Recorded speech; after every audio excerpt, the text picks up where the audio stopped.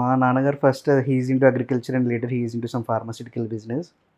మా నాన్నగారి గురించి ఇక్కడ 2 విషయాలు చెప్పాలి సార్. ఫస్ట్ నేను నా 2019లో ప్రిపరేషన్ స్టార్ట్ చేసినప్పటి నుండి మా నాన్న నన్ను పేరు పెట్టి పిలవడం మానేశారు. He will call me sir. But నాకు నచ్చేది కాదు. డాడీ నువ్వు నన్ను సార్ అని పిలవడం ఏంటి అంటే, మొదలు నేను పిలుస్తాను, ఆ తర్వాత సమాజం మొత్తం పిలుస్తుంది అని. Oh! This is wonderful.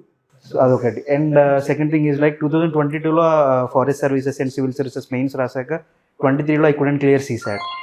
I was like almost ఒక 1 మంత్ నాకు అదే ట్రామాలో ఉండే. వన్ డే ఫాదర్ అసలు నాకు చెప్పకుండా ఇక్కడ అశోక్ నగర్కి వచ్చేసి డైరెక్ట్ నా ఫ్లాట్కి వచ్చేసారు. వచ్చేసి that day like it was a bit childish. నా డాడీ నాకు చెప్పిన మాటలు, నువ్వు చదువుకు ఎన్ని రోజులు చదువుకుంటావు, కొట్టలేకపోతావా, నీకు పెళ్లి చేసి నీ భార్యని నీ పిల్లల్ని కూడా నేనే సాగుతాను అవసరం అయితే, అప్పటి వరకు నువ్వు చదువుకో అని చెప్పారు. సో అండ్ ఆల్సో మా డాడీని నేను కొడుకులాగా చూడడం లేదు. I'm evaluating as an individual person.